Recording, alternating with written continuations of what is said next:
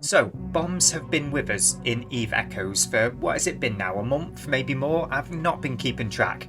But as we can tell with my most recent video, I addressed what bombs were. And one interesting comment came up, which was the fact that you need so many bombs to be able to effectively do anything to a fleet.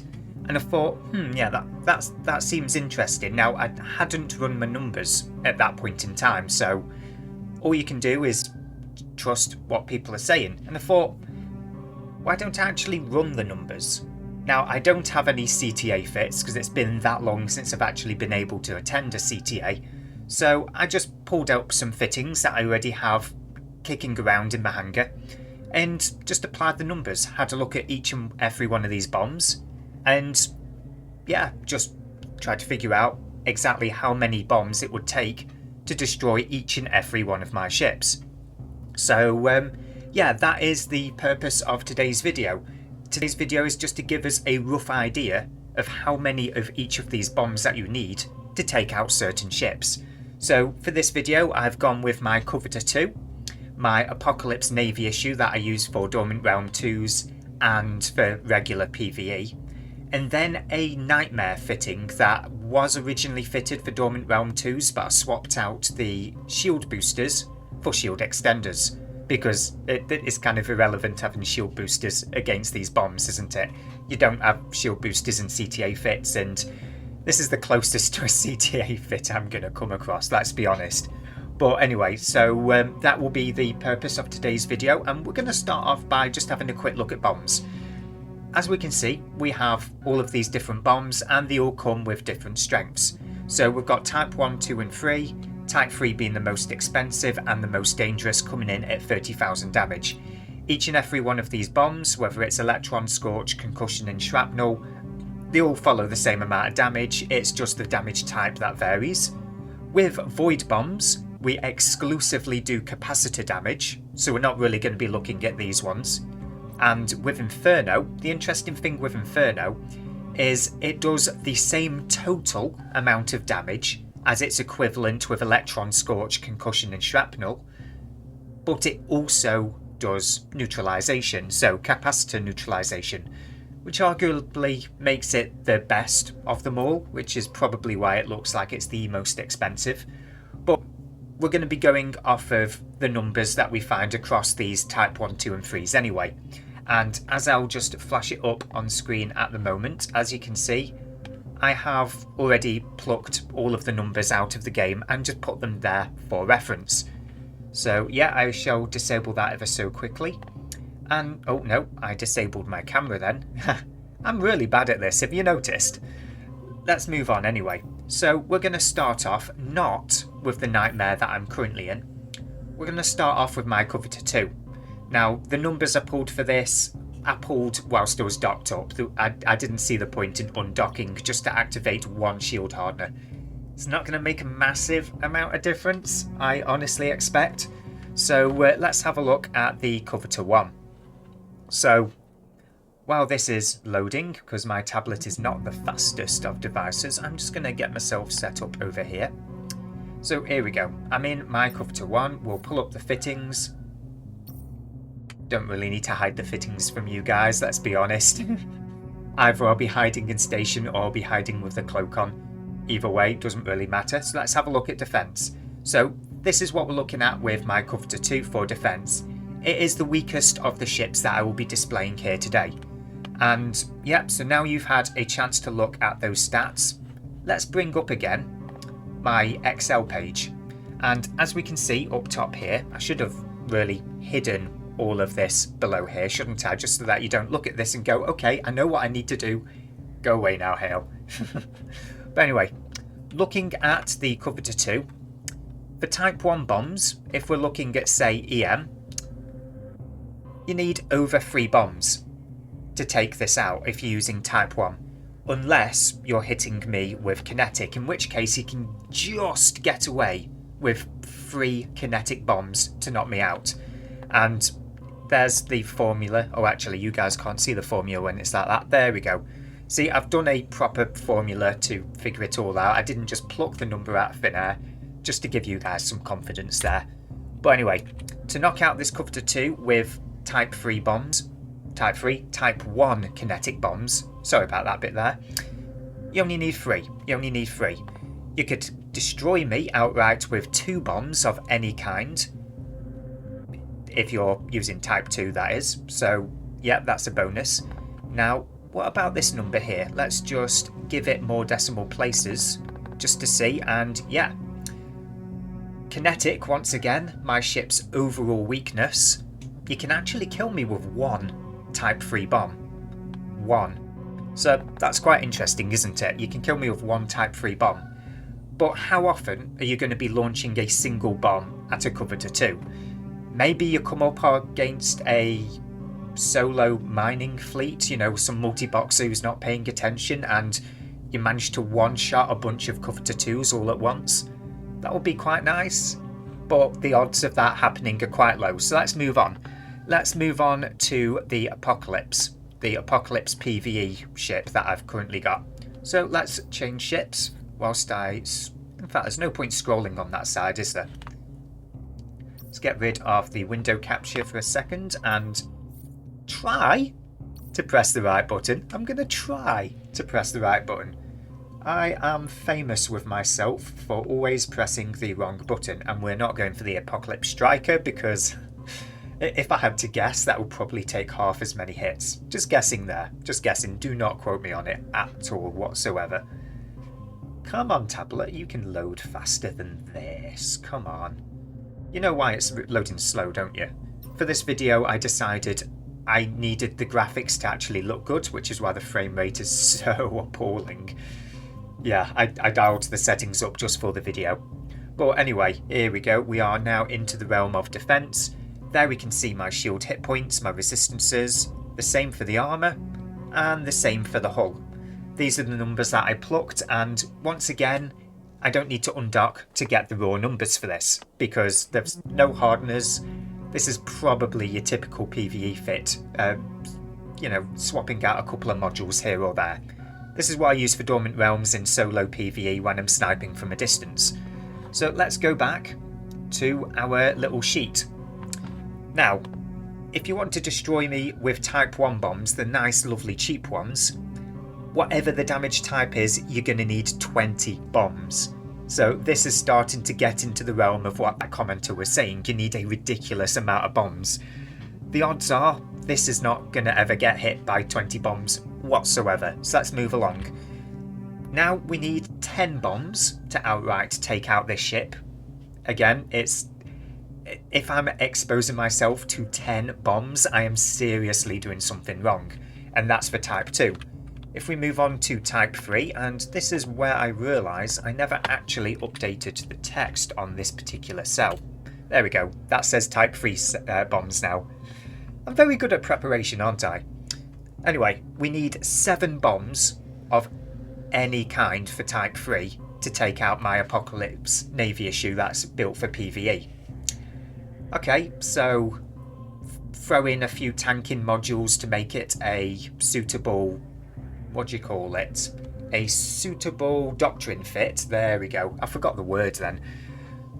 Let's say a doctrine fit could maybe take 10 bombs. Okay, fair enough. I don't have a doctrine fit to actually test on hand, but let's say 10 bombs is probably a reasonable amount with Type 3s for destroying a doctrine fit. Let's move along to the Nightmare. So let's remove that again and go back to where I started. Now with the Nightmare, I did pluck the numbers while I was undocked because that's where the Nightmare is getting most of its stats. And one thing has just occurred to me. There's one thing I didn't get undocked, and that was the shield extenders. So what we're going to do when this loads is just quickly undock and activate my shield extenders.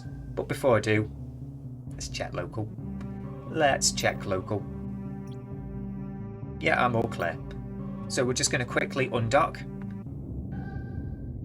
I say quickly. It's never quick with this tablet, is it? It's never quick whatsoever. Come on. I'm just going to grab a drink while we wait on this. So let's go into our fittings. And why am I going to fittings first? I need to activate these things first. So let's assume that this Nightmare pilot has just noticed a huge wave of bombs coming his way, and he's had sufficient time to hit the shield extenders. And these extenders are probably going to go before I actually get around to typing. 1191. I suspect those shield extenders expired before I actually got around to typing. I did a good job there, so we're just going to go with my original numbers because this thing is slow and I'm an idiot that presses all the wrong buttons. So, while we dock back up, let's load up the fitting screen for the upteenth time. We'll just go with the numbers that I've already got. I'm not going to waste your guys' time or mine. Let's bring up the defense stats just so that you can see what I'm currently working with. And there we go, you've had your chance, and whilst that's going to a black screen for loading, we'll just bring the chart up. So this is where things get really interesting with the Nightmare.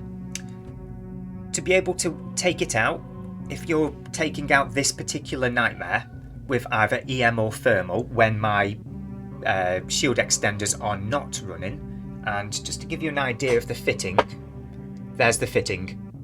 There you go. I'm not disabling the camera, I'm just leaning out the way. I'm going to the least technical approach here.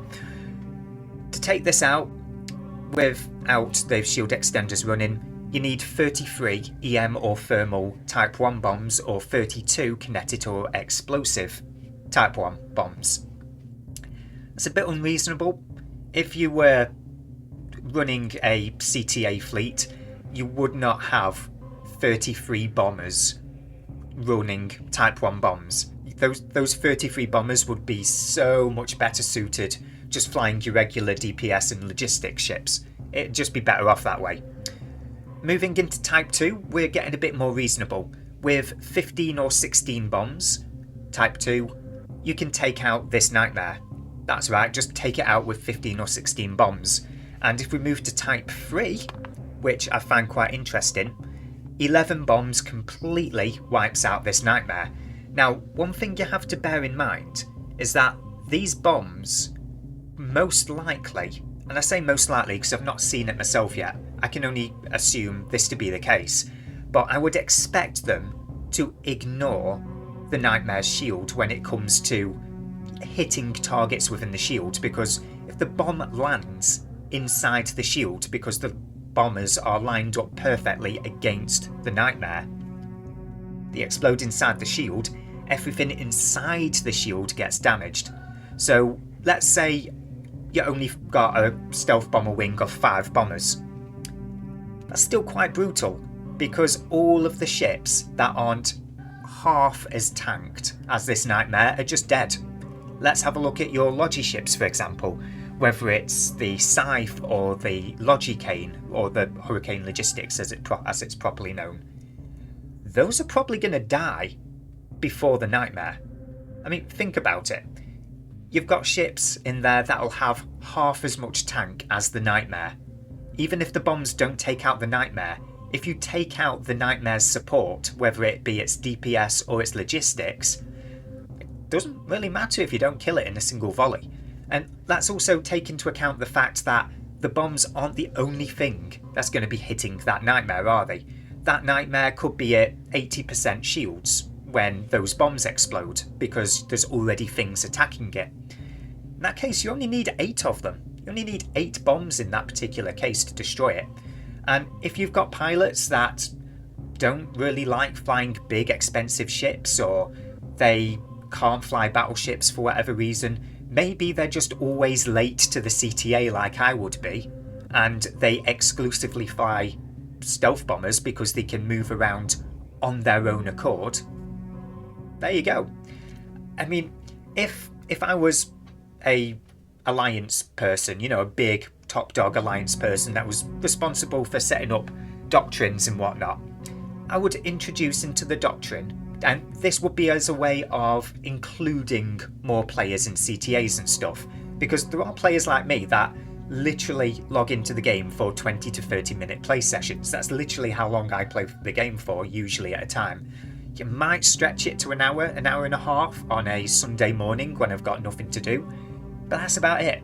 But If you had included in your doctrine a stealth bomber wing, just like you do with interceptors, and the whole purpose of that particular category is to wheel in players that would not normally be able to do anything, because look at interceptors, they don't do a massive amount of damage. Anybody can come along in an interceptor. They don't have to worry about scouting themselves, they can pre-stage themselves, stuff like that. Interceptors are perfectly fine in that regard, but they don't do a massive amount of damage.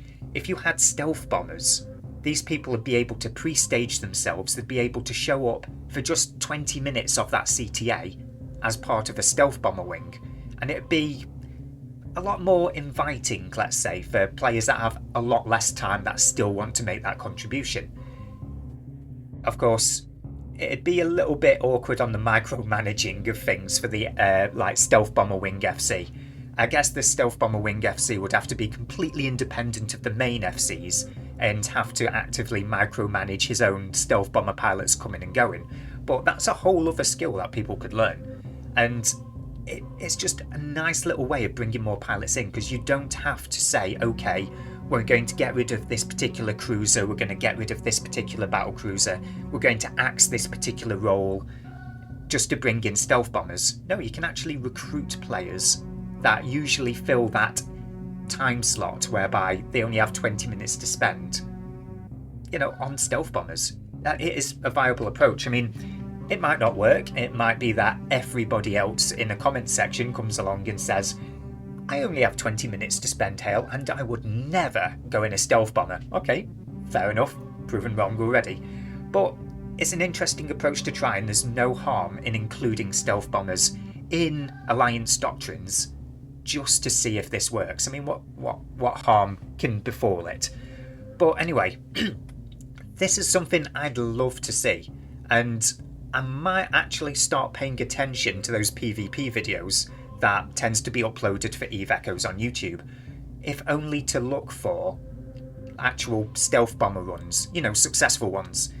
And the reason why I've kind of done a ramble about stealth bombers on this particular occasion, and just bear with me a sec, I've just realised that I'm not actually in a stealth bomber despite the fact that I'm now on a stealth bomber ramble. So let's just rectify that problem ever so quickly. But anyway, the main reason why I like the topic of stealth bombers, even though I've barely actually flown one so far, is back in my EVE Online days, and yes, I'm bringing up the old EVE Online wording that upsets certain people, but back during my EVE Online days, stealth bombers were my number one way of contributing in CTAs. Because back when I was in an alliance, what was it called? I believe it was called Imperial Legion. I could be wrong. And I think the corporation was PGW, Pioneers of the Galactic Wars. I don't know if it's still going, probably not. But anyway, that alliance that I was in did not have SRP. It just did not exist. I don't even know if SRP was a thing yet in the game. But it didn't really matter, because despite the fact we were one of the, let's say, poorest alliances, and probably smallest as well out there, our alliance's entire doctrine at that particular point in time that I was in it was built around the stealth bomber, which were very, very cheap and disposable. So we'd just show up to big CTA battles of over 1,000 people with 20 or 30 stealth bombers. That was just our entire fleet for our small little alliance. And it was quite fun. We had our own way of contributing, and it didn't break the banks for us individuals. Now, of course, these stealth bombers, because they're tech level 10 and this is how Eve Echoes does things, or Netease does things, it's a little bit more on the expensive side than the stealth bombers that you found in that particular game. As we're talking 800 mil-esque, again, it's closer to 160 mil to replace when you take into account the insurance discount, so still quite reasonable, quite easy to replace. But anyway, that's one thing I liked about stealth bombers. The other thing was, if you had to quit the CTA early, real life calls, you just warp off to a safe location, log off. When you get back into the game, you just have to delicately fly your way back through enemy space, to friendly territory with your Covert Ops cloak, which was really damn easy. Really easy. It took a lot of stress out of playing the game. So, yeah, the stealth bombers now have a true role other than just firing missiles constantly. You can hit areas of effect. You can hit 50 targets at a time. You can hit the Guardian, the logistics, the DPS, and the tackle all simultaneously, taking out completely random targets. You don't know which ones are going to die, who's going to get the kill mail, anything like that. But anyway, that's just my ramble on stealth bombers. It's been a while since I've done a ramble. It feels good. It feels good. And if it feels good for you, hit that subscribe button. And with that, I bid you fly casual in Eve Echoes, or New Eden. I meant to say New Eden, aren't I? Never mind. Cheers.